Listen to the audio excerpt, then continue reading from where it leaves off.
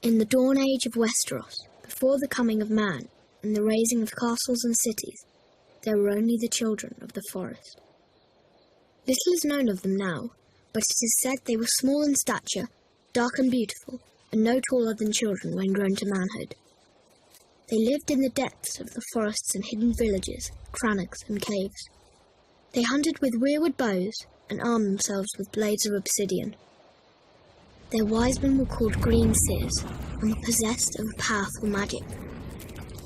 They worshipped nameless, faceless gods of the forest, stream and stone. According to legend, it was they who carved faces in the great white trunks of the majestic weirwoods. Their deep-cut eyes were red with sap and ever watchful. 12,000 years ago, the first men came from the eastern continent, crossing a land bridge called the Arm of Dawn. Riding their great horses and wielding weapons of bronze, they cut down the children's forests and weirwoods. A terrible war raged between the children and the first men that lasted for centuries. At long last, the two races sought an end to the years of horror and bloodshed. They met on a small isle in the centre of a great lake called the God's Eye. It was there they forged the pact. The first men would be granted dominion over the coastland, the mountains, the high plains and the bogs, but the deep forest would forever belong to the children, and no weirwood tree would ever again fall to man's axe. To seal the pact before the gods, the children carved a face in every weirwood tree on the island, which came to be known as the Isle of Faces. But the pact could not withstand the coming of the Andals, a race of tall, fair-haired warriors. They attacked with fire and weapons of steel, slaughtering the children of the forest wherever they could find them, burning out their weirwood groves, hacking away at the faces of the old gods, and spreading their own religion through the land. Centuries of war followed, and the Andals conquered every kingdom in Westeros, save one, the North. The kings of winter were able to withstand the Andal invasion, and descendants of the first men dwell there to this day, and continue to worship the old gods. As for the children of the forest, those who survived the slaughter were said to have fled far north and have not been seen again. Most assume they're long dead, and some don't believe they ever existed. They live on only through song and legend, and in the faces of the weirwood trees.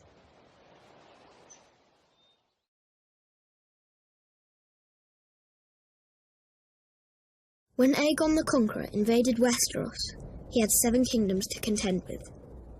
The Kingdom of the North, the Kingdom of the Mountain and the Vale, the Iron Islands, the Kingdom of the Rock, the Kingdom of the Reach, the Stormlands, and Dawn. These regions had been established by the first men thousands of years before, in the Age of Heroes. One hero of this fabled age was Bran the Builder. Bran raised the wall and built the stronghold of Winterfell, establishing House Stark and reigning as the first king in the north. Other legends tell of the Grey King in the Iron Islands. Grey King took a mermaid to wife and defeated Naga, the first sea dragon. House Greyjoy of Pike, the current rulers of the region, claimed to descend from him. House Casterly ruled the gold-rich Westerlands from their mighty seat of Casterly Rock, but their lands and power were swindled from them by the legendary trickster Lan the Clever. The noble house of Lannister is said to have descended from him.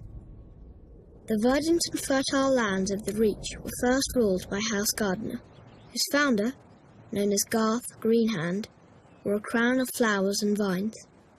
He ruled from Highgarden as the first king of the Reach, and was said to have made the land bloom. Many noble houses trace their bloodlines back to him, including the current lords of Highgarden, House Tyrell. In the Stormlands, according to ballads of the age, a warrior named Durin fell in love with Elenai, whose father was god of the sea and mother was goddess of the wind. She gave her maidenhead to him, committing herself to a mortal life. Enraged, her parents called upon the winds and waters, destroying Darren's Bayside Keep and wiping out his wedding guests. Darren declared war on the gods and rebuilt his keep, which was also destroyed. 4 more castles he raised, each stronger than the last. All fell to the power of the gods. But Daeron's seventh castle, Storm's End, withstood the god's rage. Daeron became known as Daeron Godsgrief, and reigned as the first Storm King. There are countless other tales from the Age of Heroes, too many to count. These histories weren't recorded in a book, but passed down from generation to generation through story and song. And while some of them may be dismissed as fairy tales, every one of the Seven Kingdoms is defined by them.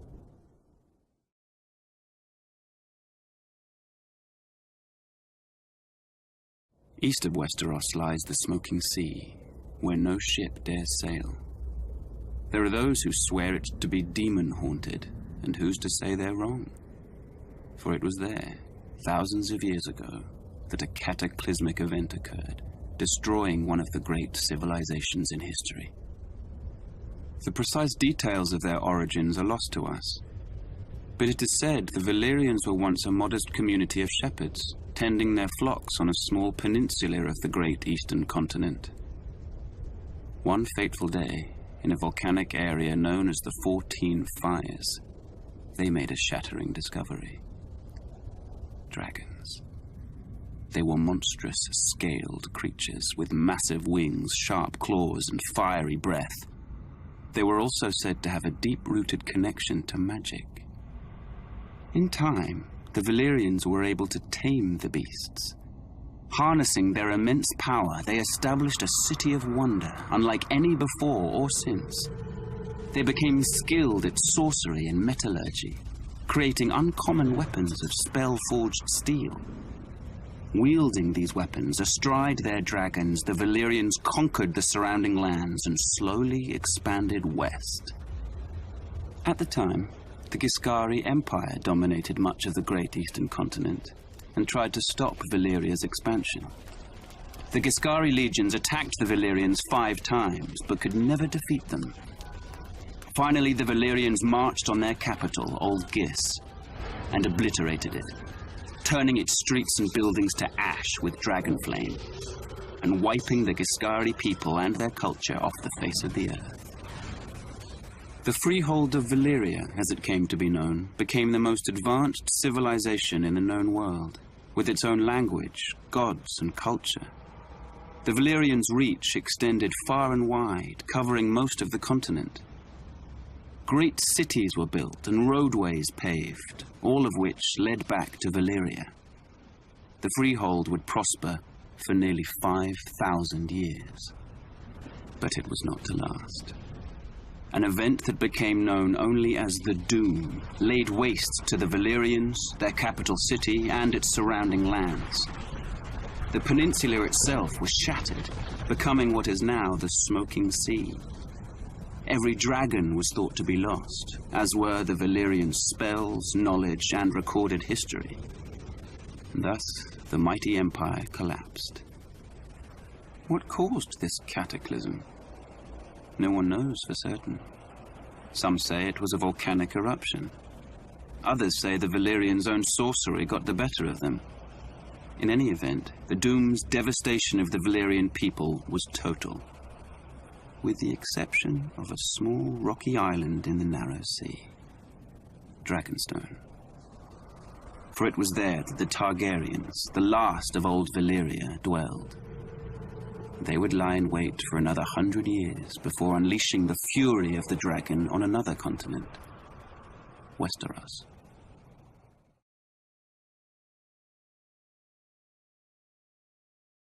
Night gathers, and now my watch begins. It shall not end until my death. I shall take no wife, hold no lands, father no children. I shall wear no crowns and win no glory. I shall live and die at my post. I am the sword in the darkness. I am the watcher on the walls. I am the shield that guards the realms of men. I pledge my life and honor to the Night's Watch, for this night and all the nights to come. Legend tells of a winter that lasted a generation, and of a vast and terrible darkness that fell across the land. It came to be known as the Long Night. In the midst of this darkness, the White Walkers emerged from the far north. With their armies of the dead, they waged war against the living, laying waste to villages and holdfasts, leaving terror and destruction in their wake. After years of brutal conflict and unbearable loss, an alliance of the First Men and the Children of the Forest managed to drive the Walkers and their minions back into the frigid northern wastelands from whence they came. To prevent another invasion, the First Men erected the Wall, a massive fortification 700 feet in height, stretching from the Frostfang Mountains in the west to the Bay of Seals in the east. It was a structure unlike any ever built. Indeed, some maintain it could only have been completed with the aid of giants, or using the powerful magic of the ancient children of the forest. Men were required to guard and maintain it, and thus the Night's Watch was born. A sworn brotherhood, tasked with defending the realms of men against the dark forces that lay beyond. Upon taking his vows, a brother of the Night's Watch serves for life. It is a life of hardship and great sacrifice, so the oath must not be taken lightly. The punishment for desertion is death. The Night's Watch is divided into 3 vital branches: the Rangers, the Builders, and the Stewards. While all Black Brothers are expected to take up steel should the need arise, the Rangers are the true warriors of the Watch. Centuries come and gone, and although the White Walkers have yet to return, another threat has emerged. Barbarian tribes known as Wildlings. The Rangers are charged with defending the realm against these lawless savages. The Builders are carpenters, masons, miners, and woodsmen, tasked with maintaining the wall, as well as its various keeps, towers, and structures, which have fallen into disrepair over the years. The Stewards serve as cooks, butchers, and hunters. They tend to the horses and messenger ravens, sew clothing, gather firewood, and bring supplies up from the south. The Night's Watch is a diverse group. Proud volunteers from noble houses stand side by side with petty thieves conscripted from dungeons. Class distinctions are left behind, as are past misdeeds. A man gets what he earns on the wall, and even the lowliest gutter snipe can rise up in rank if he proves himself worthy. For thousands of years, the brothers of the Night's Watch have stood their lonely vigil. As the seasons changed, as brutal wars raged in the south, as dynasties rose and fell, the Night's Watch endured. We are the swords in the darkness. We are the watchers on the wall. We are the shields that guard the realms of men.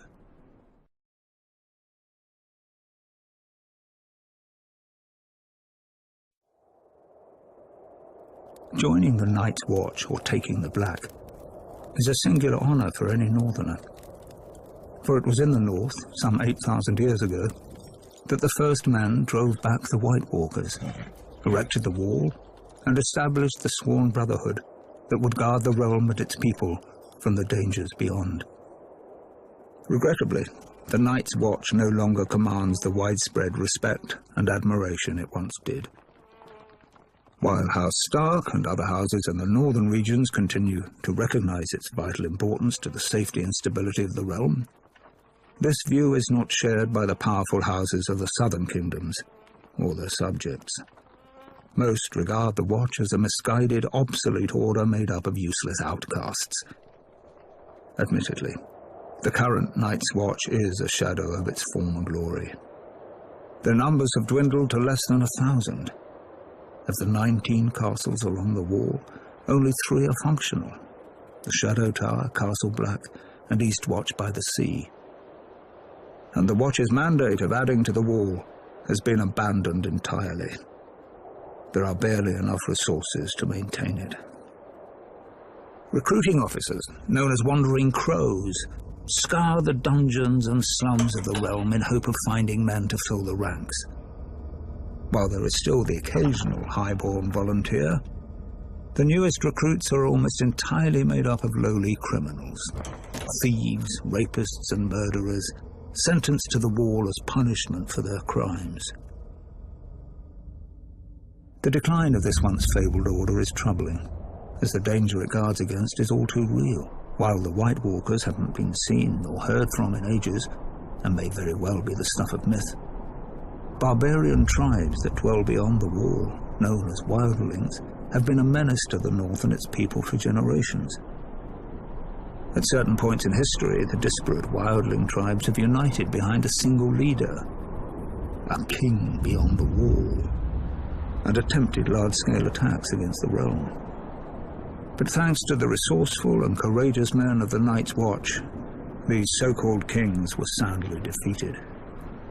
While many have lost faith in the Night's Watch, the people of the North are steadfast in their belief that the Black Brothers will answer the call of duty. But with winter coming, diminished numbers, and a lack of widespread support, will they be ready?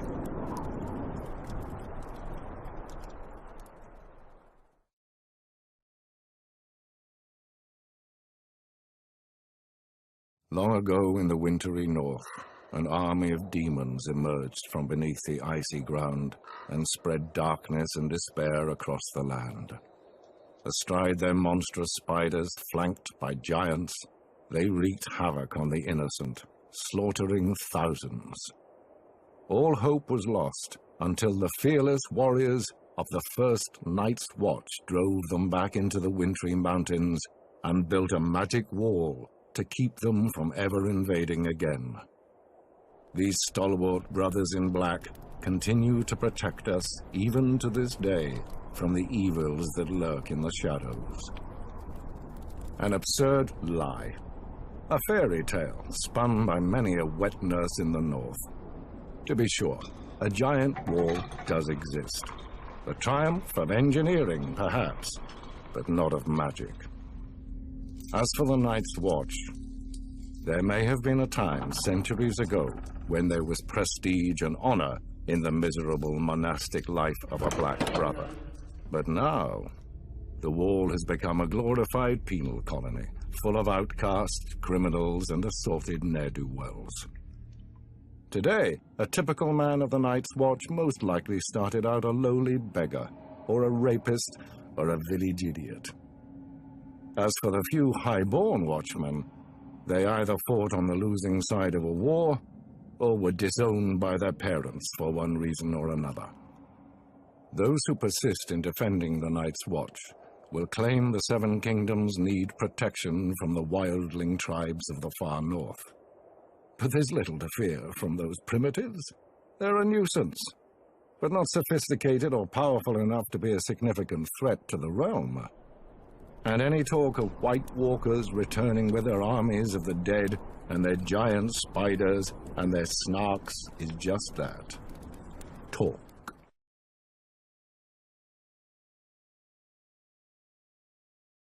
In the Seven Kingdoms of Westeros, the dominant religion is the faith of the Seven, first brought to its shores by the Andals some 6,000 years ago.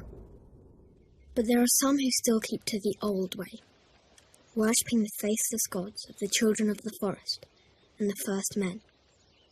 The old gods are countless, nameless spirits of nature. In ancient times, the children of the forest carved faces in the trunks of the weirwood trees, which became sacred symbols of their faith. In time, the first men adopted the children's gods as their own. Most castles at that time contained a godswood with a weirwood or heart tree at its centre. Meanwhile, across the narrow sea, a new religion was born in the hills of Andals. According to legend, the God of Seven revealed itself to the Andals, and the invasion of Westeros followed soon after. The Andals sailed across the sea on ships armed with weapons of steel. Some warriors carved a seven-pointed star into their skin as a symbol of their new faith. The invaders destroyed most of the weirwoods in the southern lands, slaughtered the children of the forest wherever they could find them, and conquered every kingdom of the first men, save the north. In time, the faith of the Seven spread like wildfire throughout the land. The Seven is a single deity with 7 aspects, each symbolizing a different area of life, though most people refer to the Seven as separate gods. The Mother is prayed to for mercy and watches over fertility, childbirth, and peace. The Father sits in judgment over souls. The Warrior is prayed to for protection, valor, and skill in battle. The Crone is the symbol of wisdom and foresight. The Smith watches over creation and craftsmanship. The Maiden symbolizes purity, love, and beauty. Finally, there is the Stranger, rarely prayed to, who represents death. The faith is highly organized and deeply influential in Westerosi politics and culture as the official religion of the monarchy. Worshippers gather in temples of the faith called septs. The seat of the faith is the Great Sept of Baelor, which is located in the capital city of King's Landing. Still, in the north, where descendants of the first men dwell, worship of the old gods continues to this day, and the sacred faces of the weirwood trees keep close watch over the faithful.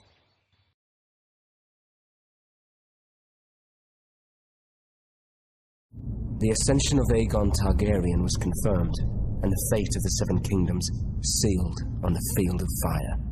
Kings Loren Lannister of the Rock and Mern Gardener of the Reach stood against Aegon's invasion. They commanded a united force of 600 banners, 5,000 mounted knights, and 50,000 men-at-arms. Aegon's host was vastly outnumbered, and when the army of the two kings charged, the invaders turned heel and ran. But Andal might was no match for Dragonflame. When Aegon unleashed all 3 of his dragons, 4,000 souls were horrendously burned alive on the battlefield, King Mern among them. Realizing all hope was lost, King Loren surrendered. The Starks of Winterfell had no intention of submitting to Targaryen rule. They had reigned as kings in the north since the days of the First Men and were determined to resist the Targaryen invaders, just as they had resisted the Andals thousands of years before.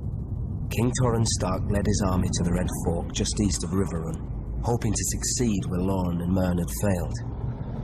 But when Torrhen saw the size of Aegon's now mighty host, along with his monstrous dragons, he knew he couldn't subject his followers to the horror of another field of fire. He bent the knee and swore fealty to Aegon, who allowed the Starks to maintain their lordship over the region as Lords Paramount and Wardens of the North. Without question, Torrhen Stark saved thousands of lives that day. He was ever after known as the King who knelt.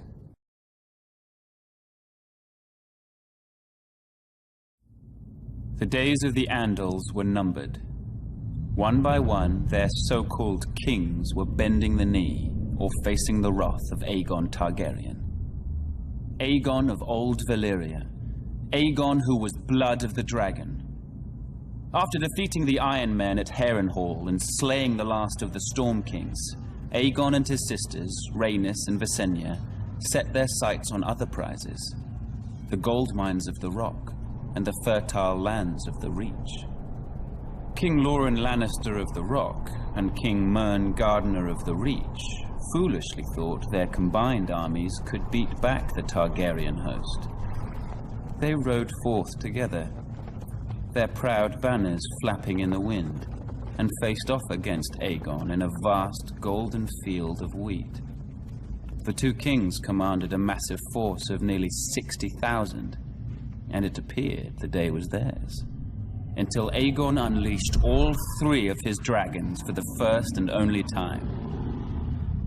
Each beast was named after the Valyrian gods of Aegon's forefathers. Visenya rode Vhagar, whose fiery breath could melt armor. Rhaenys rode Meraxes, whose jaws were big enough to swallow a horse whole. Greatest of all was Balerion the Black Dread, with fire dark as night and wings so huge whole towns were covered in shadow when he flew overhead. This magnificent creature was ridden by Aegon himself. 4,000 men were bathed in glorious dragon flame that day, on what came to be known as the Field of Fire. King Mern was among the dead, and House Gardener died with him. His stewards, the Tyrells, surrendered his ancestral stronghold of Highgarden to Aegon, and were appointed Lords Paramount of the Reach and Wardens of the South. When Loren Lannister witnessed Mern's fate, he wisely bent the knee. Aegon spared Loren's life, and the Lannisters were made Lords Paramount of the Westerlands and Wardens of the West. After his triumph on the Field of Fire, Aegon's conquest was assured. In a short time, the so-called 7 kingdoms were melted down in the heat of the dragon's flame and transformed into a single realm. Aegon would forever be known as Aegon the Conqueror.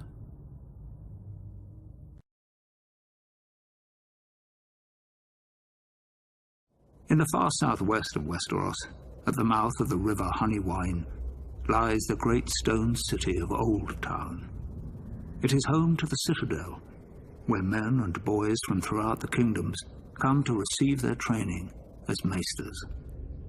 Maesters play an integral role in Westerosi society, serving as scholars, healers, and advisors to the nobility of the 7 kingdoms.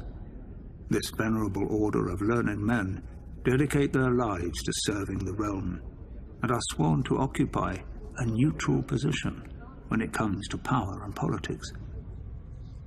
Upon completing his training at the Citadel and taking his vows, a Maester renounces his family name and takes a vow of celibacy. He is assigned to a castle or keep, and duty-bound to serve as its counselor and healer, even if control of the castle changes hands. A Maester's allegiance is to the realm, not to any one family. His badge of office is a great chain, forged from links of different metals, which he wears around his neck. It is a reminder of his role as a servant of the realm, and is never to be removed. A Maester forges his chain with study, and each link represents the mastery of a different kind of learning. For instance, a silver link signifies mastery of the medicinal arts. A golden link represents the study of money and accounting. An iron link indicates knowledge of warcraft. Ravenry is an especially important skill for a Maester, as it is he who breeds, trains, and maintains carrier ravens for the delivering of messages throughout the land. There are some Maesters who have earned a link forged of Valyrian steel. This signifies knowledge of the higher mysteries, commonly known as magic. Only one Maester in 100 possesses such a link, as this field of study is frowned upon by many in the Order. It is possible magic may have existed for a time long ago, but most consider the higher mysteries to be long gone from this world. Service as a Maester is a noble calling, one of vital importance to a prosperous realm. It is little wonder there are some who refer to the Order as the Knights of the Mind.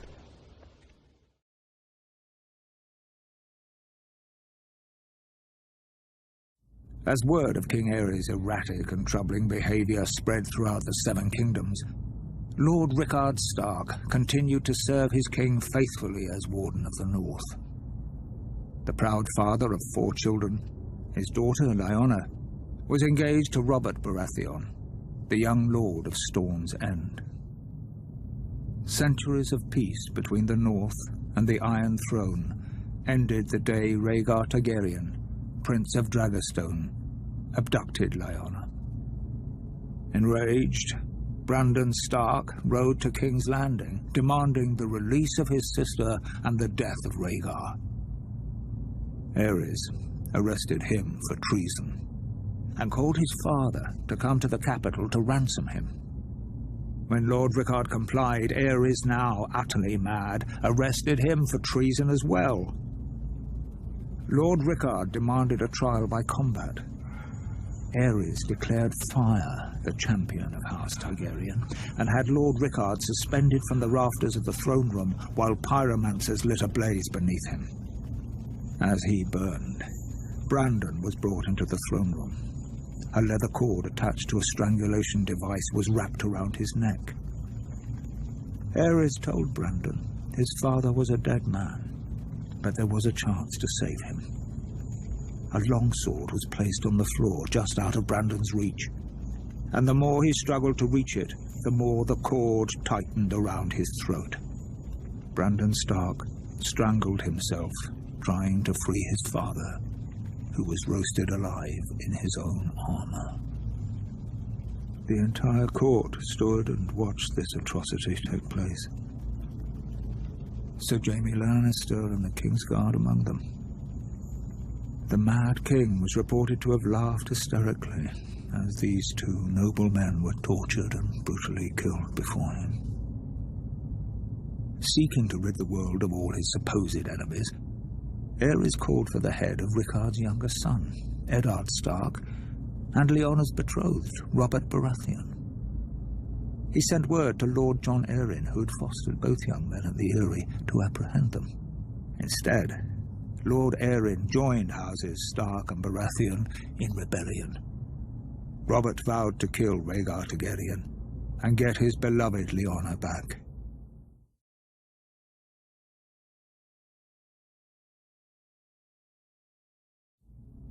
Aerys Targaryen was the last of his name to sit on the Iron Throne. Known far and wide as the Mad King, his was a reign of instability and terror. The Seven Kingdoms are well rid of him and his kind. Oh, he may have appeared to be a capable ruler at first, but that was due in no small part to his counselors, led by the hand of the king, Tywin Lannister.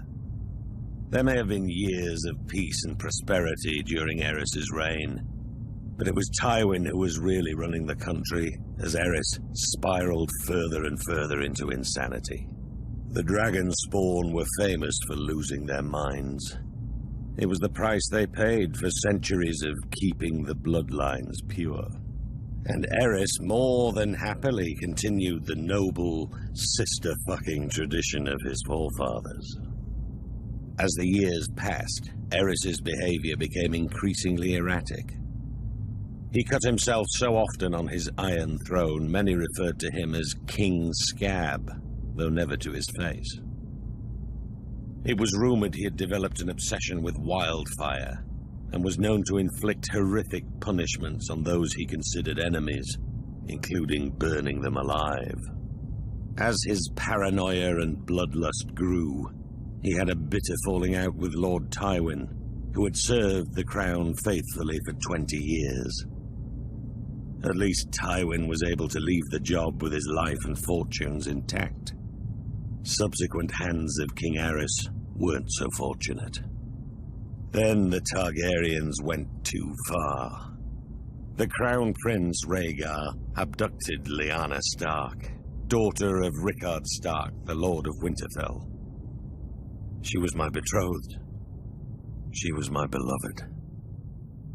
Beautiful and spirited woman, and I loved her more than life itself. Rhaegar went south with Lyanna, hiding her away in Dorne.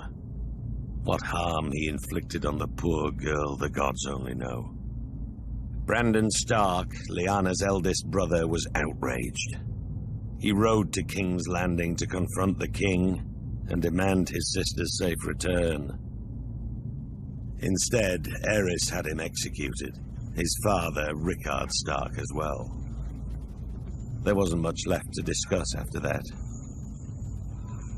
Aerys feared their loved ones would seek revenge for what he did. He was right to be afraid. Aerys wasted no time in calling for the heads of Brandon's younger brother, my friend Eddard Stark. And my head too, of course. I'm sorry he didn't come looking for it himself. Alongside Jon Arryn of the Vale, the man who fostered Ned and I as children, Baratheons, Starks, and Tullys all called their banners. Once our rebellion began, the Mad King's days were numbered.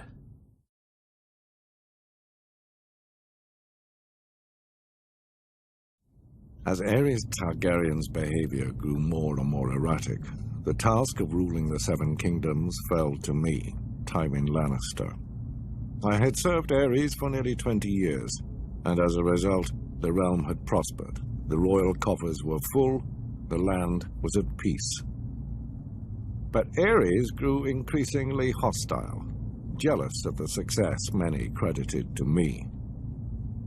My power and influence unnerved him. The captain of my personal guard, Sir Elyn Payne, was once overheard making offhand comments regarding who was the true ruler of Westeros. When the king was given this information, he had Elyn Payne's tongue ripped out with hot pincers. It was my desire to unite the houses of Lannister and Targaryen through marriage. My daughter Cersei would marry Aerys' eldest son, Prince Rhaegar. Such a union made perfect sense for all parties. However, Aerys' senses had begun to leave him quite some time earlier. Instead of uniting the royal family with its most loyal and powerful ally, Aerys chose instead to insult my family, indicating that such a match was beneath Rhaegar. Instead, he chose Elia Martell of Dorne to be Rhaegar's wife. As if to rub salt in my wounds, Aerys appointed Jaime, my son, to the King's Guard. The King's Guard may be an honor for lesser families than ours, but it is a lifetime appointment that forces him to renounce all family holdings. This creates a difficulty in naming an heir to Casterly Rock. But Aerys knew all that. I had grown tired of the king's constant provocation. Thus, I resigned my post as Aerys' hand and returned to Casterly Rock with my considerable forces. When Robert Baratheon rebelled against the throne, Aerys grew fearful that I would join with Robert's forces and rise against him. He thought himself clever and kept Jaime very close, as if warning me. He sunk deeper and deeper into delusion, paranoia, and violence. I've heard it said he became obsessed with wildfire, a substance which, once lit, cannot be extinguished. Convinced he had enemies all around him, he wouldn't allow blades in his presence, save for those of his king's guard. Alas, that proved to be his undoing.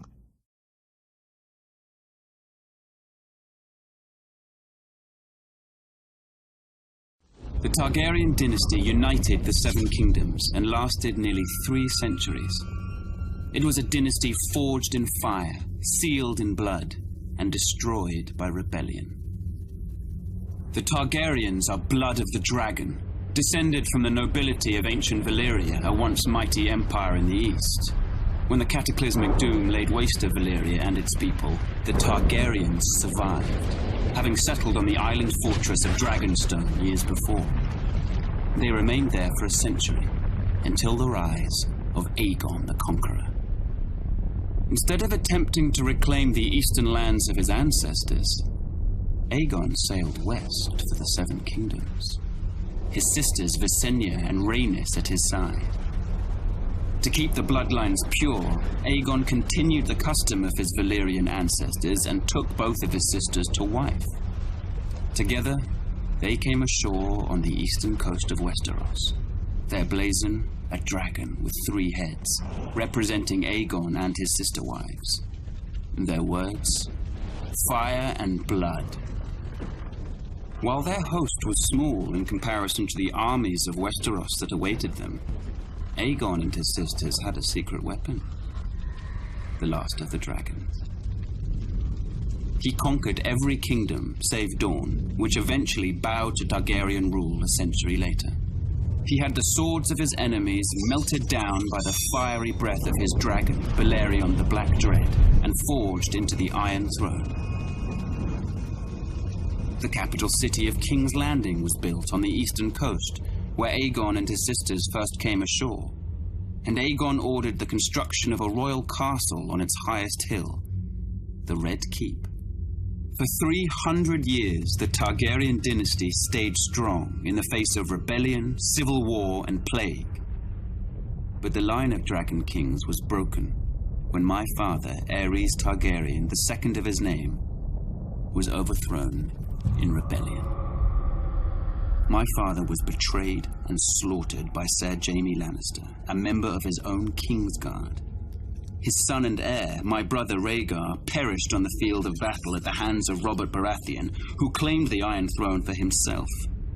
And so today, the only surviving members of the storied Targaryen dynasty are myself, Prince Viserys, rightful King of the Andals and ruler of the Seven Kingdoms, and my sister, Daenerys. We were spirited away to the free cities of the East by loyalists. Here we have lived in exile ever since, dreaming of a day when we will cross the narrow sea and take back my father's throne.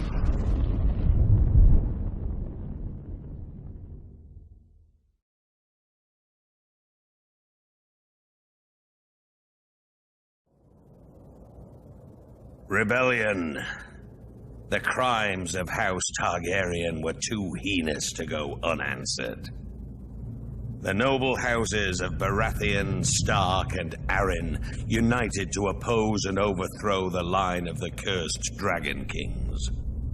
While Ned Stark and Arryn secured an alliance with the Tullys of Riverrun, I called the banners of Storm's End and rode out in force against the Mad King and his minions. Gods, those were some battles. Our first victory occurred at Summerhall, where I faced off against an army of dragon loyalists and won 3 battles in a single day. 3 in one day. 7 hells, that was a glorious day. We tried to take Ashford Castle in the Reach, but the Tyrells beat us back. We had to regroup. My army was pursued north by Aerys' army and took refuge in the Stony Sept in the Riverlands.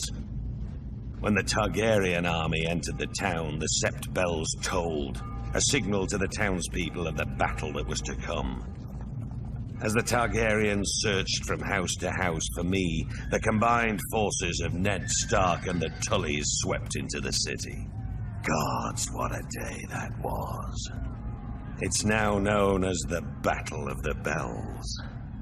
We overwhelmed the Mad King's forces and sent them scampering back to King's Landing. Aerys' son, Rhaegar, who started the whole damn thing, finally emerged from hiding in the south and assembled his own army to face us.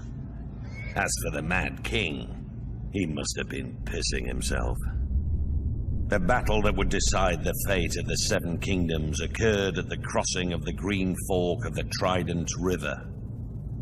Rhaegar commanded the royal host, which was some 40,000 strong. My forces were outnumbered by nearly 5,000 men, but that didn't matter. They were fresh, but we were battle-hardened and had justice on our side. As the battle raged around us, I faced off with Rhaegar, the stag and the dragon right there in the ford of the river. I fought with the fury of 10 men, raining blow after blow upon that vile prince before burying my warhammer in his chest. I hit him so hard the rubies on his armor broke free, flinging them into the stream. They call it the Ruby Ford now. With that scum Rhaegar dead and the royal army shattered, our next move was to make for King's Landing. But I'd sustained a few wounds in the battle and was unable to ride. I sent Ned Stark to the capital to face the Mad King and make him pay for his crimes.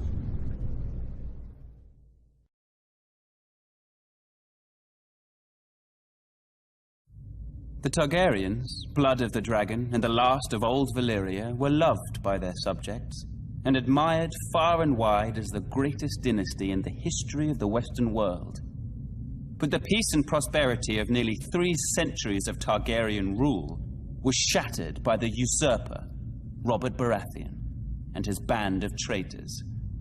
House Baratheon owed its very existence to the Targaryens. Was it not Aegon the Dragon himself who elevated the bastard Aerys Baratheon in the War of Conquest? And what of the Starks, the Lannisters, the Aryns of the Vale? All had been spared and allowed to keep their lands when Aegon could easily have wiped them out. Centuries later, the usurper and his lackeys repaid Aegon's benevolence with treachery. There are some who dare to claim Robert and his allies had reason to rebel. They say the Crown Prince stole the usurper's lady love. They say my father, King Aerys, murdered Rickard Stark and his son without just cause. Whether these charges are true or not, it doesn't matter. The dragon answers to no one. Aerys' good name has been besmirched in the years since the rebellion. He's been called a dangerous madman, a monster, a tyrant that brought his tragic end upon himself. Lies! My father was a victim of weaklings in his council, lackwits who failed him in his hour of need and let the rebellion spin out of control. But it was not enough. The royal army was crushed at the Battle of the Trident. It was there the valiant Rhaegar met Robert in single combat, but the gods betrayed him, and he perished by the usurper's hand. As the field of fire had marked the end of the Andals centuries before, the Battle of the Trident seemed to herald the end of the Dragon Kings. When word reached the capital of my brother Rhaegar's death, my father Aerys moved to protect me, as I was the surviving heir to the throne.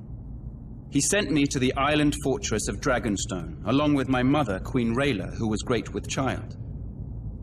But as my father, my king, Aerys Targaryen, prepared to defend his throne to the bitter end, little did he know of the horrors and betrayals that awaited him and our family.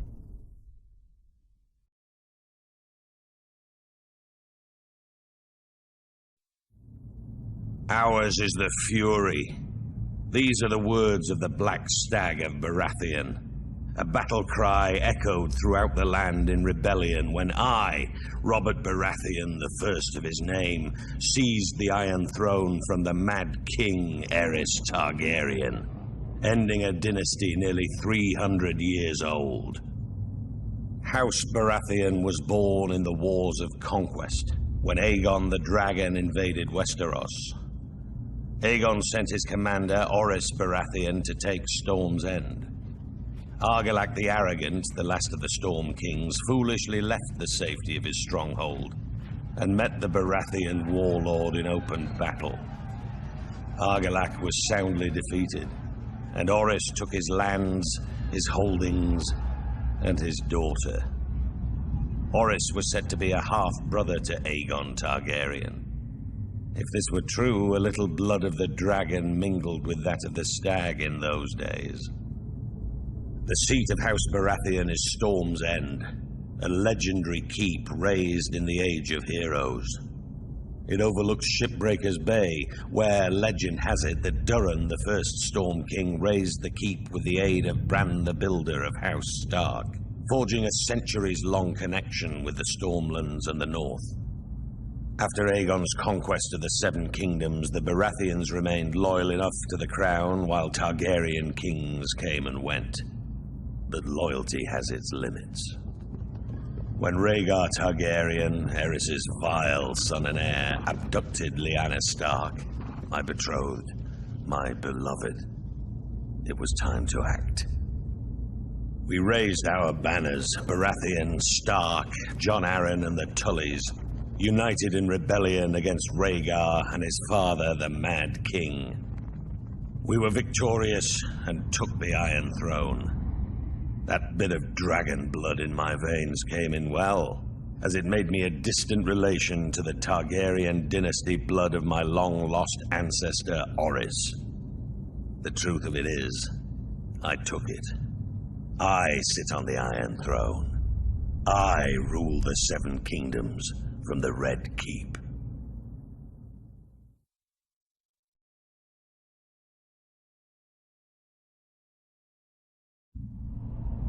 Robert Baratheon's victory at the Trident was a turning point in the war for the Iron Throne. While it was clear the gods were smiling on the rebel forces, Aerys Targaryen still held the Red Keep at King's Landing. As Robert was wounded and unable to ride, it was up to Eddard Stark to make for the capital and force the Mad King to give up the throne. Lord Stark reached the city gates to find that Tywin Lannister, Lord of Casterly Rock, had already sacked the city in Robert's name. House Lannister had remained neutral up to this point, ignoring requests for help from both the Crown and the rebels. Now that Robert's eventual victory was assured, it seemed Lord Tywin had finally chosen a side. Lord Eddard was horrified by what he saw when he entered the city. Homes looted and burned, women raped, scores of innocent citizens killed. Disgusted, he led his force up Viserys Hill to the Red Keep. Upon entering the throne room, he found King Aerys lying in a pool of blood, dead by the hand of his own sworn King's Guard, Jaime Lannister, who sat brazenly upon the throne. Demanding to know the whereabouts of Queen Rhaella, Lord Eddard was informed the Queen and her son Viserys had been spirited away to Dragonstone before the Lannisters arrived, but other members of the royal family were not as fortunate. Elia, Martell of Dorne, who was the wife of Prince Rhaegar, had been raped and murdered by Ser Cregor Clegane on Lord Tywin's orders. Ser Cregor and his man had also butchered Rhaegar's young children. When Robert was well enough to reach the capital, Lord Eddard demanded the Lannisters answer for their heinous crimes. Robert refused, and sent him south to relieve the Baratheon stronghold of Storm's End, which was still under siege by forces loyal to the Crown. Whatever words passed between the two old friends are known only to them, but Lord Eddard is said to have left King's Landing in anger. Later, when Robert was crowned, he appointed Jon Arryn as Hand of the King. Lord Arryn's first order of business was to broker a truce with the Martells of Dorne, who were outraged by the brutal murder of Princess Elia and her children. Following the death of Lyanna Stark, who had been betrothed to Robert, houses Baratheon and Lannister were joined in marriage when the new king took Tywin Lannister's eldest daughter Cersei as his queen. As for Eddard Stark, he returned to his stronghold of Winterfell, forever haunted by his sister's death and the shameful way that Robert had secured his throne.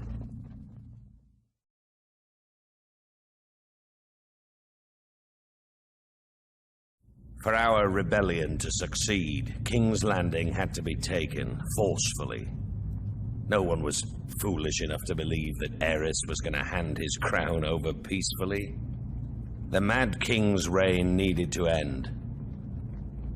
What Tywin Lannister's forces did was unfortunate, but it was necessary to secure the Iron Throne and bring peace and justice to the Seven Kingdoms. My glorious victory at the Trident left me wounded, but I sent my personal Maester to attend to Ser Barristan Selmy instead. His wounds were more severe. Even though Ser Barristan was a member of Aerys' King's Guard and fought on the opposing side, that man's bravery and loyalty was something to behold. But this meant my wounds would take longer to heal, and I couldn't ride to King's Landing myself. I sent the one man I trusted over anyone else in this world, Ned Stark, in my place. Had I been able to ride, perhaps I could have reached King's Landing sooner and prevented some of the violence that occurred when the Lannisters entered the city. Still, what Lord Tywin did was for the greater good.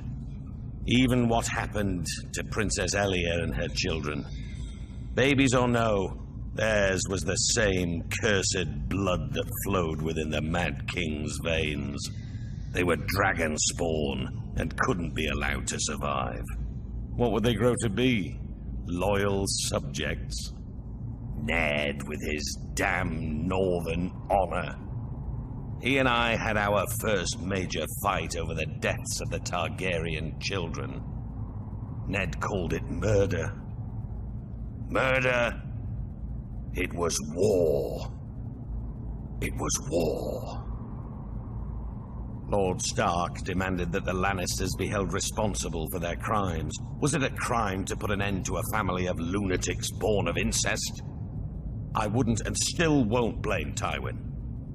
Instead, I sent Ned Stark south to finish off the remaining Targaryen loyalists. It was only Lyanna Stark's death that reconciled us. Ned had lost his sister. I had lost my betrothed and beloved. We shared that sad bond together, Ned and I. Through it, our friendship was made strong again.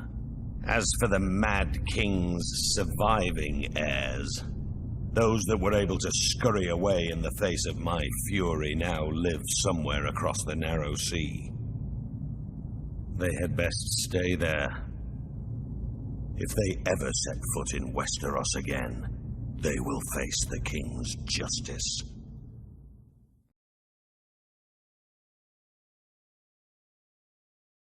Rhaegar Targaryen lay dead on the banks of the Trident, his royal army shattered and in retreat. The days of the Dragon Kings were clearly numbered. Until that moment, it would have been foolish to commit Casterly Rock to either the Crown or the Rebellion. What would our family have to gain in supporting a raving madman? Or in entering a crusade to put Robert Baratheon on the Iron Throne? But chaos benefits no one. It was time for House Lannister to do what it could to ensure a return of peace and prosperity to the land. I, Tywin Lannister, brought 10,000 Lannister troops to the gates of King's Landing in order to bring the bloodshed to a quick and decisive conclusion. King Aerys had been sending ravens for months, begging for my support to end the uprising. In a way, his pleas had been answered. As I had suspected, Aerys opened the city gates and welcomed my men. Our plan was clear: crush Aerys' remaining bannermen and remove the remnants of the royal family as quickly and efficiently as possible. Any alternative meant years of further war and a fragmented 7 kingdoms. Our means were bloody, but the results speak for themselves. As for Aerys, it is true he met his fate at the hands of my son. Aerys had kept Jaime close during the rebellion, thinking himself clever in keeping my son as a hostage, should I decide to pledge support to the rebel cause. This proved to be his greatest mistake. For when the time came, Jaime did his duty as a Lannister and drove his sword into the Mad King's back. With that, Robert Baratheon's crown was secured. The new king recognized our role in his ascension to the throne, just as he recognized how useful the might and riches of Casterly Rock would be if he wanted to keep it. To that end, I offered my daughter Cersei as his queen. Had Aerys not spurned this same offer years earlier, perhaps things would have worked out differently. With Robert and Cersei crowned as king and queen of the 7 kingdoms, it was a new day. The dragon was vanquished, and the 7 kingdoms would thereafter belong to the stag and the lion.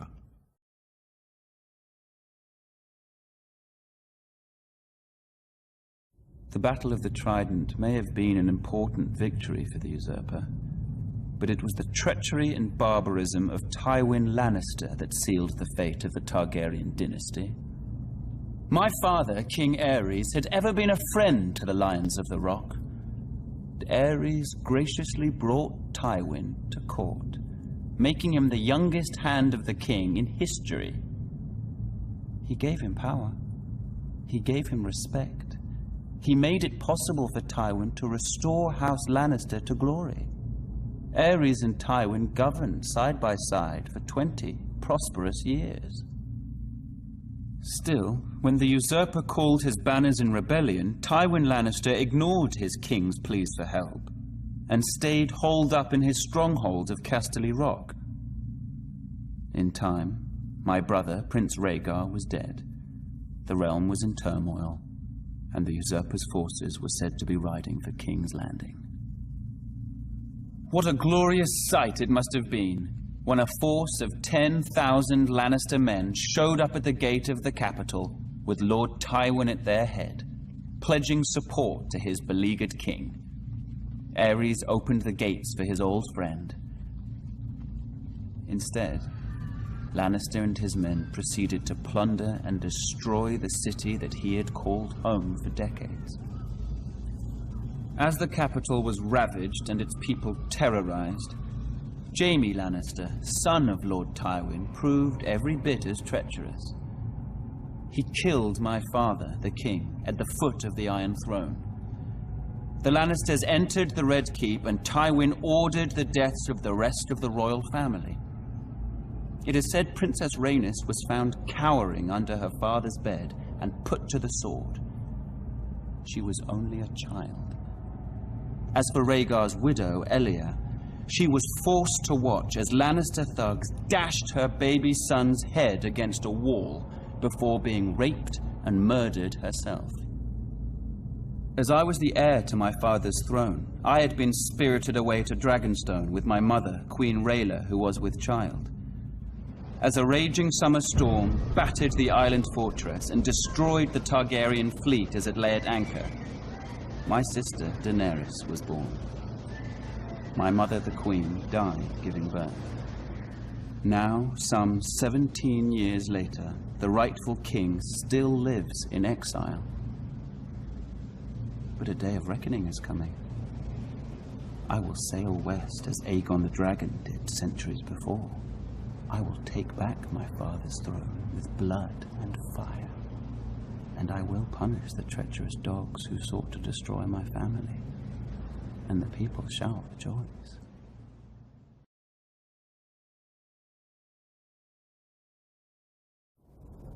In the snow-capped mountains of the moon, standing high above the rich lands of the Vale, stands the Eyrie, a storied and impregnable fortress said to have been built by the legendary Mountain Kings in the Age of Heroes. It is the stronghold of House Arryn, one of the oldest noble families in Westeros. Their sigil, a soaring falcon over a crescent moon. Their words, as high as honor. The Aryns are direct descendants of the Andal invaders, who sailed across the narrow sea and came ashore at the Fingers. According to legend, Sir Artus Arryn, known as the Winged Knight, soared through the sky atop a giant falcon, landing on the peak of the highest mountain where he defeated the Griffin King in battle. It was the Andals' first great victory over the First Men, and Sir Artus was duly rewarded. He was declared King of the Mountain and the Vale, and the region was renamed the Vale of Arryn. Thousands of years later, Aegon the Conqueror arrived in Westeros. House Arryn bent the knee to Aegon and his dragons, and were allowed to maintain the control of the region as Lords Paramount of the Vale and Wardens of the East. Over the centuries, House Arryn remained loyal to the Targaryen dynasty, until Lord Jon Arryn joined with Houses Baratheon and Stark in rebellion against Mad King Aerys. Upon winning the Iron Throne, Robert named Lord Jon Hand of the King, a position he held until his mysterious death.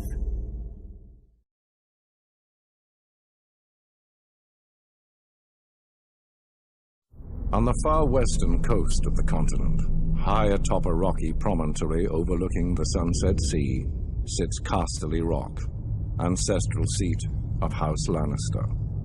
Below it lies Lannisport, one of the great cities of Westeros, a centre for trade, culture, and the great Lannister fleet.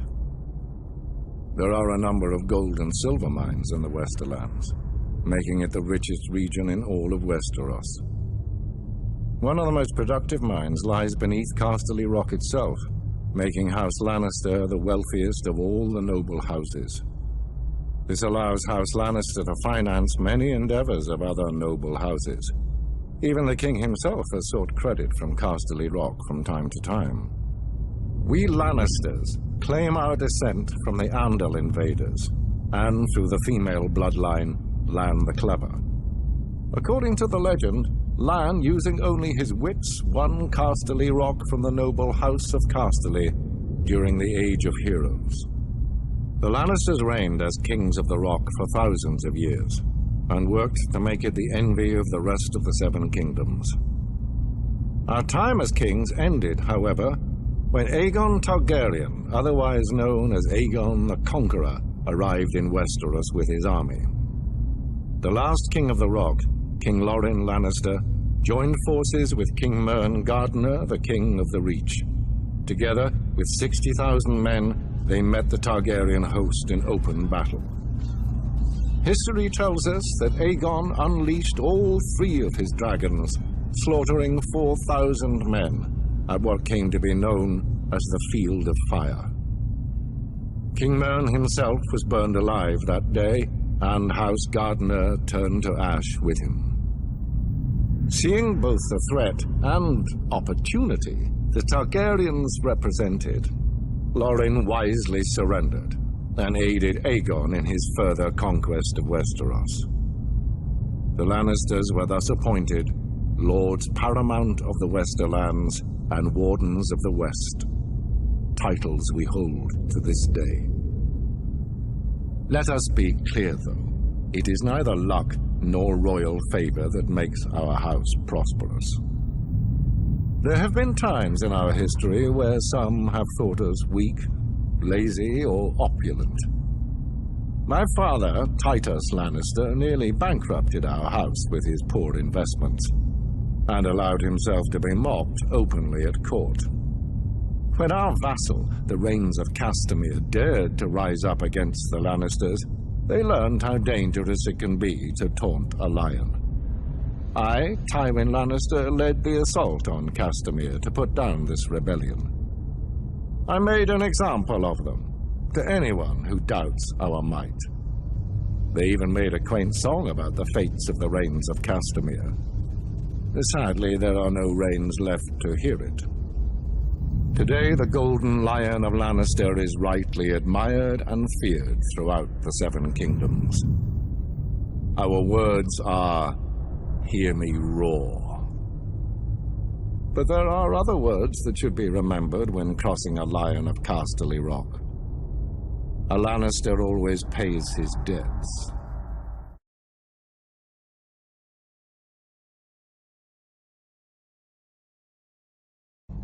The Starks of Winterfell trace their descent to the first men in the Age of Heroes. The family's founder was Brandon the Builder, who, in the aftermath of the Long Night, helped establish the Night's Watch. Legend has it he enlisted the aid of giants and the powerful magic of the Children of the Forest to raise the mighty wall, which has protected the realm for generations. He went on to build the ancestral seat of Winterfell and reigned as the first king in the north. The Starks reigned as kings for thousands of years, even withstanding the invasion of the Andals. As the southern kingdoms fell and the Children of the Forest were driven away, the north stood strong, maintaining its religious customs and its way of life. Eventually, the reign of the Kings of Winter came to an end with the coming of Aegon the Conqueror. After Aegon and his dragons destroyed the combined armies of the Reach and the Rock at the Field of Fire, King Torrhen Stark bent the knee and swore fealty to the Targaryen dynasty in order to spare the destruction of Winterfell and his people. He was forever after known as the King Who Knelt. As a reward for his submission, Aegon named Torrhen Lord of Winterfell and Warden of the North. The Starks take great pride in their history and traditions. It is one of the few noble houses that still keeps the old gods. A sacred weirwood tree looms large in Winterfell's Godswood. Its ancestral sword, Ice, was forged in ancient Valyria and has been passed down through the generations. House Stark remains steadfast in its support of the Night's Watch, even as the once illustrious order has fallen on hard times. Much like their sigil, the Grey Direwolf, House Stark is the stuff of legend in the north and throughout the Seven Kingdoms. And their family words, "Winter is coming," serve as a reminder of their beginnings in the wake of the long night, and a grim portent of things to come.